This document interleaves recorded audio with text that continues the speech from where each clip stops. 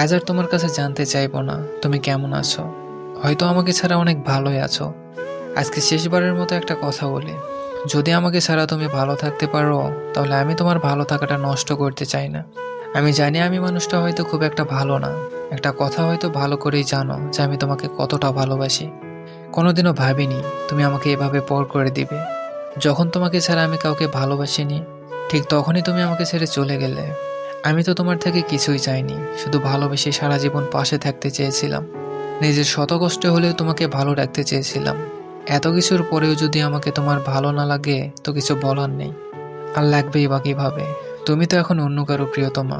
তা জানা সত্ত্বেও যে আমি তোমাকেই চাইছি। ওই যে তুমি বলতে না, তোমাকে নাকি আমি কখনোই বুঝিনি।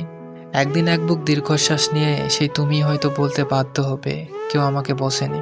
অবশেষে একটা কথাই বলবো, আমাদের দুজনের মধ্যে যা কিছু ভালো হওয়ার কথা ছিল, সেগুলো ভালো তোমার হোক।